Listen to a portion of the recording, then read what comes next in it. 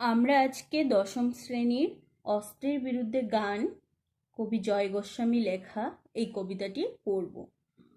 তো আমরা যে কোনো আমি আগেও বলেছি যে আমরা প্রবন্ধ কোনো ছোট গল্প বা যাই পড়ি না কেন কবি পরিচিতি সম্পর্কে বা লেখক পরিচিতি সম্পর্কে ও আমাদের কবিতাটির আলোচ্য রচনাটির উৎস সম্পর্কে আমাদের অবশ্যই জানতে হবে। তো অস্ত্রের বিরুদ্ধে গান কবিতাটা আমি এর পরের যে ভিডিওটা সেখানে বলে দেব, তোমাদের পড়িয়ে বুঝিয়ে দেব। এখন অস্ত্রের বিরুদ্ধে গান কবিতাটার যে কবি উনি জয় গোস্বামী, ওনার সম্পর্কে আমি কিছু বলবো আর কবিতাটির প্রেক্ষাপট নিয়ে আলোচনা করব। কবি জয় গোস্বামী ছিলেন বিংশ শতকের 70 দশকের কবি। কবি জয় গোস্বামী ছিলেন বিংশ শতকের 70 দশকের কবি। সুতরাং তিনি দ্বিতীয় বিশ্বযুদ্ধোত্তর ও স্বাধীনতা পরবর্তী এক বিপন্ন ও জটিল সময়ের কবি। তাই উনার লেখায় যে যুদ্ধ বা যুদ্ধকালীন পরিস্থিতির পর যে সমস্যাগুলো, সেগুলো আমরা খুব স্বাভাবিকভাবেই দেখতে পাবো। কবি জয় গোস্বামীর জন্ম 1954 খ্রিস্টাব্দের কলকাতায়। তার প্রথম কবিতা সিলিং ফ্যান, যা সীমান্ত সাহিত্য, পদক্ষেপ ও হোম শিক্ষা নামক 3টি লিটল ম্যাগাজিনে প্রকাশিত হয়। এই তথ্যগুলো আমাদের অবশ্যই জানতে হবে, মানে এই তথ্যগুলো না জানলে আমাদের হবে না।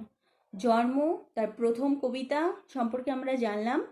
এবার তার লেখা উপন্যাসগুলো হলো মনোরমার উপন্যাস, সেই সব শেয়ালেরা, সুরঙ্গ ও প্রতিরক্ষা প্রভৃতি। আরও অনেক উপন্যাস আছে, তোমাদের অত ডিটেলসে জানতে হবে না। তার লেখা উল্লেখযোগ্য কবিতার যে বইগুলো সেগুলো হলো প্রত্নজীব, উন্মাদের পাঠক্রম, ঘুমিয়েছ ঝাউপাতা, সূর্য পড়া ছাই, পাগলি তোমার সঙ্গে। তার উল্লেখযোগ্য কাব্য উপন্যাস, মানে কাব্যের আকারে লেখা উপন্যাস, সেটা হচ্ছে যারা বৃষ্টিতে ভিজেছিল। এটা তার উল্লেখযোগ্য রচনা। তো আমাদের এই অস্ত্রের বিরুদ্ধে গান কবিতাটির উৎস হচ্ছে কবি জয় গোস্বামীর পাতার পোশাক কাব্যগ্রন্থ থেকে নেওয়া। পাতার পোশাক কাব্যগ্রন্থ থেকে এই অস্ত্রের বিরুদ্ধে গান কবিতাটি নেওয়া হয়েছে। পাতার পোশাক প্রকাশিত হয়েছে 1997 খ্রিস্টাব্দে। এই তথ্যগুলো জানলেই তোমাদের চলবে। এবার যে কোনো বিষয়, মানে আমরা যখন কোনো কবিতা বা কোনো রচনা পড়ি, তো আমাদের প্রেক্ষাপটটা জানতে হয়। কারণ যখন আমরা কাজ করি, তার তো নির্দিষ্ট একটা কারণ থাকে, না হলে হঠাৎ করেই তো কেউ কিছু করে না। তো কবিতাটা যেহেতু ওনার মনে একটা ভাবনা এসেছে, ওটা তিনি রচনার মধ্যে ব্যক্ত করেছেন, তো সেটার প্রেক্ষাপটে কিছু রয়েছে, সেটা আমাদের জানতে হবে। তো এই কবিতাটার প্রেক্ষাপট হচ্ছে যে কবি জয় গোস্বামী অস্ত্রের বিরুদ্ধে গান কবিতাটির প্রেক্ষাপট নিয়ে আমি সংক্ষেপে বলবো তোমাদের। প্রেক্ষাপটটা হচ্ছে, কবি যেই প্রেক্ষাপটে দাঁড়িয়ে এই কবিতাটা লিখেছেন, তখন তিনি লক্ষ্য করেছেন আমাদের দেশে তথা সমগ্র বিশ্বের অস্ত্র হয়ে উঠেছে ক্ষমতার উৎস। মানে কবি যখন কবিতাটা লিখেছেন, তখন তিনি লক্ষ্য করেছেন যে আমাদের দেশে তথা সমগ্র বিশ্বে অস্ত্র হয়ে উঠেছে কি ক্ষমতার উৎস। মানে অস্ত্রের ব্যবহার খুব বেশি, অনেকাংশে বেড়ে গেছে। মাথার উপর শকুনের মতো কিছু সাম্রাজ্যবাদী অস্ত্রলোলুপেরা ঘুরে বেড়াতে দেখেছেন, অস্ত্রলোলুপদের ঘুরে বেড়াতে দেখেছেন কবি। যে তখন কিছু সাম্রাজ্যবাদী অস্ত্রলোলুপেরা মাথার উপর ঘুরে বেড়াচ্ছে, ঠিক কিরকম শকুনের মতো। শকুনের মতো ঘুরে বেড়াচ্ছেন। এছাড়া তিনি লক্ষ্য করেছেন বিভিন্ন জঙ্গি কার্যকলাপ, স্বদেশের ধর্মীয় উন্মাদনার দাঙ্গার উপক্রম, হানাহানি, রক্তপাত, এসবের ফলে সেই সময় এক ভীত সন্ত্রস্ত পরিবেশের সৃষ্টি হয়।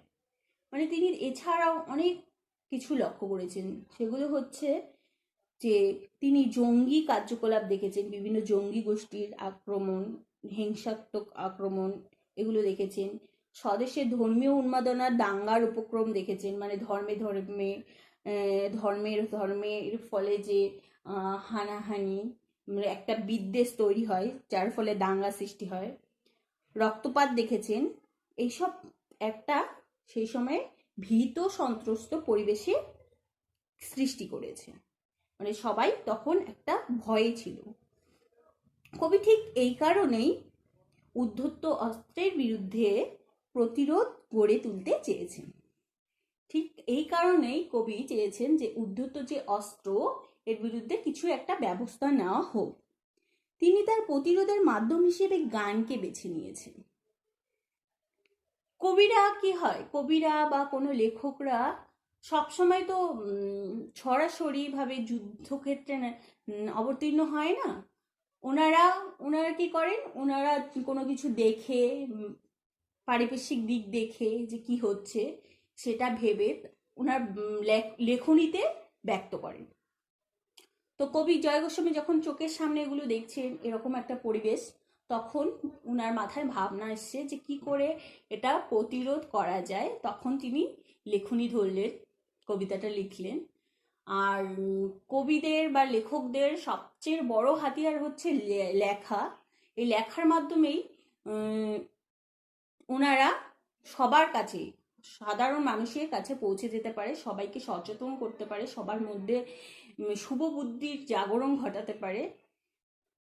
তাই তিনি গানকে বেছে নিয়েছেন এই অদ্ভুত অস্ত্রের বিরুদ্ধে প্রতিরোধ করার জন্য। তিনি জীবনের গান, মানবতার গান, শুভচেতনার গান বেছে নিয়েছেন। কি কি গান বেছে নিয়েছেন? জীবনের গান, মানবতার গান আর শুভচেতনার গান বেছে নিয়েছেন। কবি অস্ত্রপ্রিয় মানুষদের কাছে অস্ত্র ফেলার আবেদন করেছেন।